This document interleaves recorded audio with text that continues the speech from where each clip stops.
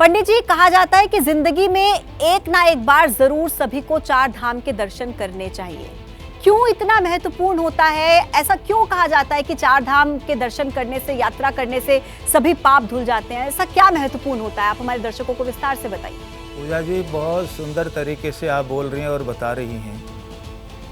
चार धाम और जीवन के चार आश्रम और चार पुरुषार्थ, जिसमें भारतीय संस्कृति टिकी हुई है, और समस्त शास्त्रों के प्रणेता, जन्मदाता, तैयार करने वाले भगवान शिव ही तो हैं। तो चार पुरुषार्थ हैं और चार आश्रम हैं: ब्रह्मचर्य आश्रम, गृहस्थ आश्रम, वानप्रस्थ आश्रम और संन्यास आश्रम। और धर्म, अर्थ, काम, मोक्ष, ये चार पुरुषार्थ हैं। प्रातः काल बेला में 7 बजे भगवान श्री केदारनाथ जी के कपाट सभी भक्तों के लिए खोल दिए जाएंगे और सभी भक्तों में बहुत उत्साह है। और आज प्रथम दिवस है, तो सभी भक्तों से मेरा निवेदन है, भगवान श्री केदार। संजय के पास दर्शकों को लेकर चल रहे हैं, वहां से कुछ अपडेट वो हम तक पहुंचा रहे हैं। संजय, क्या अभी फिलहाल वहां पर माहौल है? किस तरीके के इंतजाम और श्रद्धालु किस तरीके से देख रहे हैं आज के दिन को? बात कीजिएगा। अब पूजा आपको दिखाऊंगा ये तस्वीर। ये जो जगह है, यहाँ पर भगवान भोलेनाथ की डोली रखी गई, जो कल आई थी। यहाँ पर ऊखी मठ से चलकर अलग अलग जगह पड़ाव होता है, फाटा होता है, गौरी कुंड होता है, उसके बाद केदारनाथ आती है। तो कल शाम को जो डोली आई थी वो अभी थोड़ी देर बाद यहाँ से रवाना की जाएगी। आप देख सकते हैं बड़ी संख्या में जो पुजारी हैं, जो श्रद्धालु हैं, जो कुछ विशिष्ट लोग यहाँ पर आए हुए हैं, उनका जमावड़ा आपको यहाँ से नज़र आएगा। और इसके ठीक सामने केदारनाथ बाबा का मंदिर है। डोली यहाँ से उठ करके और पालकी ले करके और केदारनाथ के मंदिर तक जाएंगे और वहाँ जो कपाट खोलने की परंपरा है, जो प्रक्रिया है, उसका पालन किया जाएगा। उसके आधार पर पूरी कार्रवाई होगी। यहाँ से मंदिर का जो गर्भगृह है वो भी आपको साफ नज़र आ रहा है। यहीं पर भगवान विराजते हैं, यहीं पर भगवान के जो श्रद्धालु हैं भगवान के दर्शन करने जाते हैं। ठीक पीछे उसके जो भीमशिला है, उसकी भी तस्वीरें मैं आपको दिखाता हूँ। ये भीमशिला है। और जब आपदा आई थी उत्तराखंड में 2013 में, तो उस वक्त इसी भीमशिला ने मंदिर को क्षतिग्रस्त होने से बचाया था और उसके बाद में इसकी पूजा यहाँ पर लगातार होती है।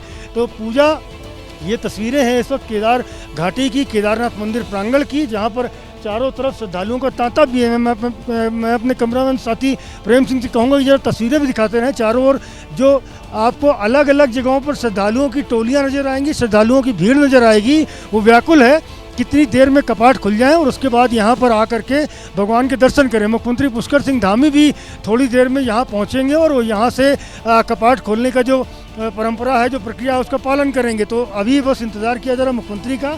उनके आते ही जो आगे की कार्रवाई वो शुरू होगी। बहरहाल यहाँ पर जो श्रद्धालु हैं उनके आने का सिलसिला लगातार जारी है। ये इंदौर से आया हुआ एक बैंड है जो यहाँ परफॉर्मेंस भी देगा, ढोल बजा करके भगवान का जब कपाट खुलेगा तो उसके बाद उनको सलामी भी देगा। और यहाँ से देखिए ITBP का जो बैंड है, मैं अपने कैमरामैन प्रेम सिंह कहूँगा फिर से एक और तस्वीरें दिखाऊँ उस ओर की। ITBP का जो बैंड है वो सलामी देने के लिए भगवान को तैयार है। लगातार जो धुनें हैं, भजन की धुनें हैं, वो अपने बैंड से वो बजा रहे हैं। और चूँकि मुहूर्त का वक्त नज़दीक आता जा रहा है, तो ऐसे में जो तैयारियां हैं वो लगभग पूरी कर ली गई हैं। बस कुछ ही देर में 7 बजे का मुहूर्त है और 7 बजे के आसपास ये जो डोली है उसको ले जाया जाएगा और वहाँ जो कपाट खोलने की कार्रवाई है उसको शुरू किया जाएगा। यहाँ से मैं देख पा रहा हूँ कई सारे जो साधु संत महंत हैं वो आए हुए हैं, वो मंदिर प्रांगण की ओर लगातार बढ़ रहे हैं। और उसके बाद जब मुख्यमंत्री आ जाएंगे तो उसके बाद यहाँ कपाट खोलने का जो कार्रवाई है। संजय, एक सवाल छोटा सा मैं आपसे और पूछना चाहूंगी। बेशक निसंदेह ये बहुत ही खूबसूरत नजारा है जो आप अपनी आंखों से वहां पर देख पा रहे हैं और कैमरे के जरिए हम तक पहुंचा रहे हैं।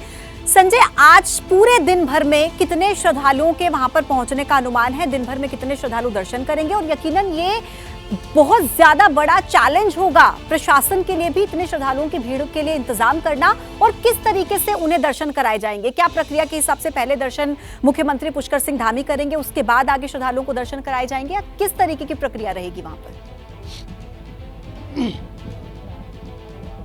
देखिए, पूजा मुख्यमंत्री जब आएंगे तो वो कपाट खोलेंगे और उसके बाद भगवान का भोग लगाएंगे, उनको माला पुष्प अर्पित करेंगे, उनको भस्म लगाएंगे। जो प्रक्रिया होती है आज कपाट खोलने के बाद पहले दिन की, वो पूरी की पूरी प्रक्रिया की जाएगी। और उसके बाद जो श्रद्धालु हैं उनके लिए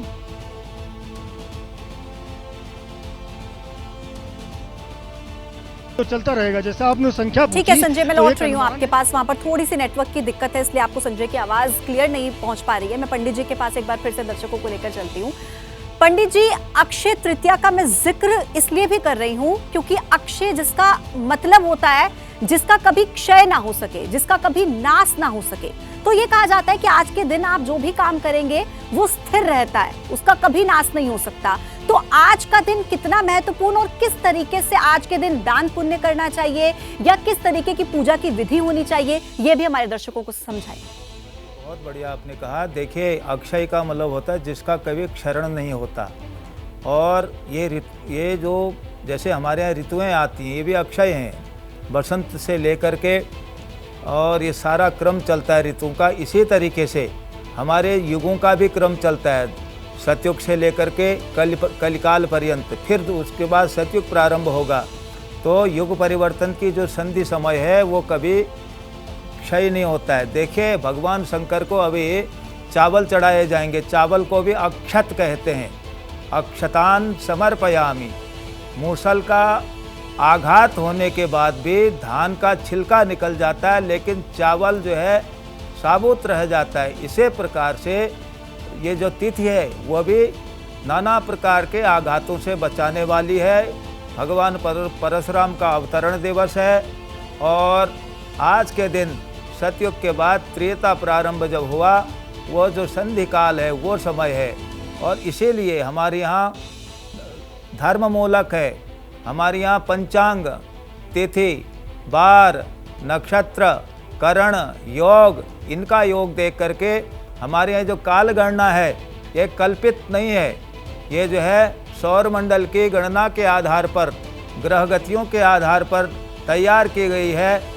इसलिए इसका प्रभाव पूरे चराचर जगत में है। अभी केदारनाथ से आप दिखा रही थी, हमारे संजय त्रिपाठी जी दिखा रहे थे वहाँ से। देखिए, यहाँ केदार के साथ पंच केदार और हैं, उनके भी पट खुल जाएंगे। तुंगनाथ है, रुद्रनाथ है, मदमहेश्वर आदि पंच केदार हैं। थोड़े ही देर बाकी है, कुछ ही मिनट बाकी हैं और उसके बाद केदारनाथ धाम के कपाट खोल दिए जाएंगे। 17 मिनट का समय आपको और इंतजार करना होगा। और जो दर्शक केदारनाथ धाम नहीं पहुंच पाए हैं उनके लिए पहली तस्वीर एबीपी न्यूज पर सबसे पहले आप देखिएगा। केदारनाथ धाम के दर्शन कीजिएगा घर बैठे। आपको ये तस्वीर सबसे पहली एबीपी न्यूज आप तक पहुंचाएगा, दिखाएगा। श्रद्धालु बड़ी संख्या में केदारनाथ धाम पहुंच चुके हैं, इंतजार कर रहे हैं उस पल का जब केदारनाथ धाम के कपाट खोल दिए जाएंगे और फिर वो दर्शन कर पाएंगे। गंगोत्री यमुनोत्री धाम के कपाट भी आज खोल दिए जाएंगे। 2 दिन के बाद 12 मई को बद्रीनाथ धाम के कपाट खोल दिए जाएंगे। तो कुछ ही समय बाकी। जैसे ही घड़ी का काटा दोपहर 2:30 पे आए, बबीता जी का दिल सास बहू साजिश के लिए मचल जाए। और ये है इनकी बहू, पूरे दिन ऑफिस की टेंशन हो जाए गॉन जब ये करें अपना फेवरेट शो फ्री टाइम पे ऑन।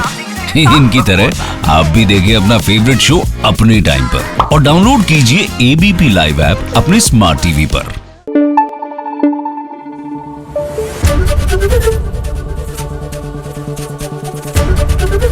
एबीपी न्यूज आपको रखे आगे।